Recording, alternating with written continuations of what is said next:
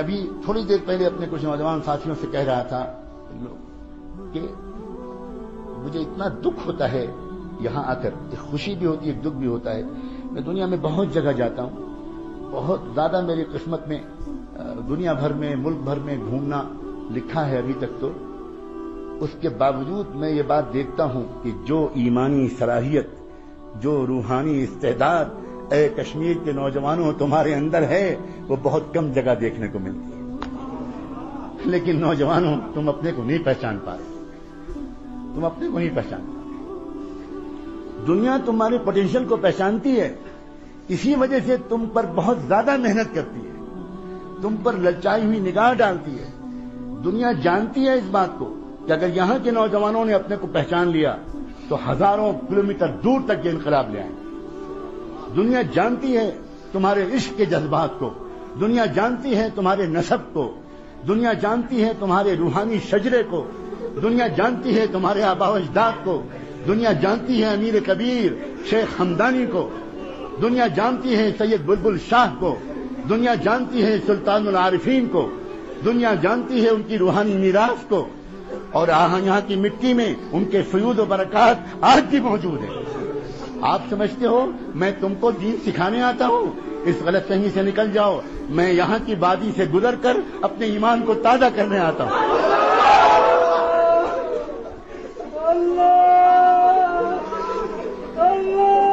اپنے آپ تو پہچانو نوجوانوں.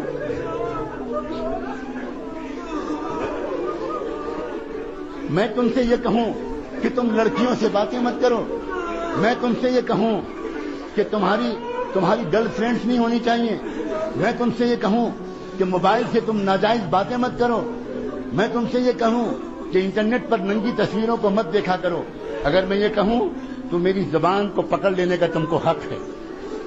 تم کہنا کہ حضرت آپ کہاں بات کر رہے ہیں؟ آپ ایودھیا اور کاشی اور متھرا میں بات کر رہے ہیں یا آپ وادی مقدس میں بات کر رہے ہیں؟ آپ کہاں بات کر رہے ہیں؟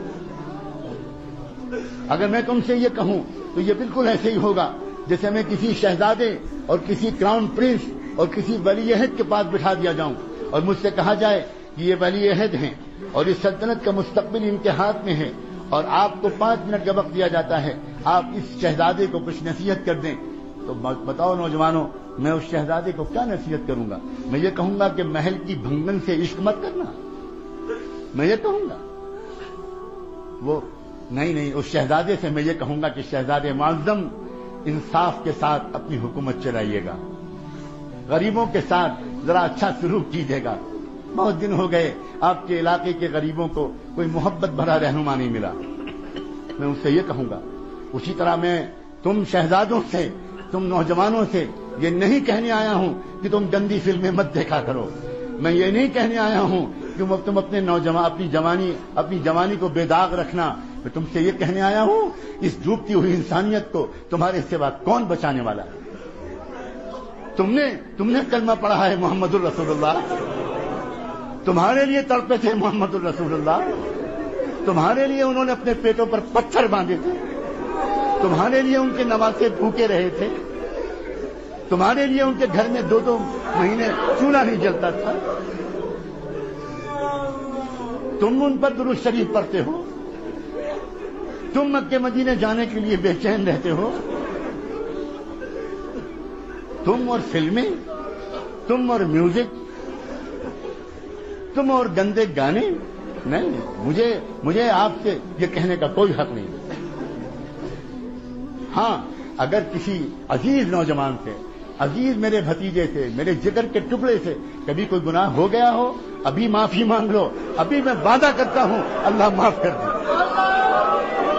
بہت کریم ہے اللہ.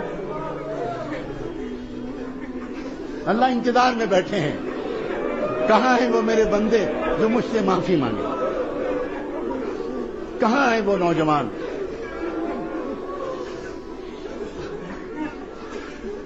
بہت کریم ہے اللہ، بہت رحیم ہے اللہ.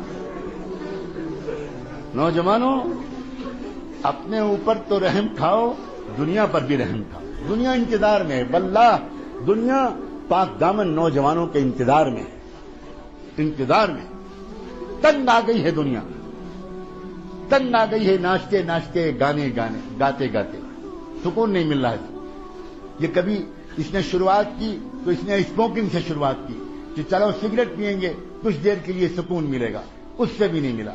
تو اس نے سگار نکالا، چلو سگار پیئیں گے وہ ذرا دیر تک چلے گا، اس سے سکون ملے گا، اس سے بھی کام نہیں چلا. چلو پھر کچھ شراب پیئیں گے، کچھ ڈرنکنگ کریں گے، تھوڑی دیر کے لیے سکون ملے گا، وہ بھی خوب پی کے دیکھ لی، اس سے بھی سکون نہیں ملا. اس نے پھر ڈرگس کا تجربہ کیا کہ لاؤ ڈرگس کی طرف جائیں، شاید اس سے کچھ سکون ملے. لیکن سکون ان چیزوں میں نہیں ہے نوجوانوں. سکون تو تقوی میں ہے، سکون تو پاک دامنی میں ہے.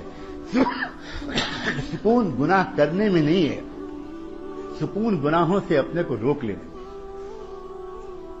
عجیب بات ہے یہ ذرا سی بات اگر سمجھ میں آ جائے نا تو پوری زندگی کا رخ ٹھیک ہو جائے.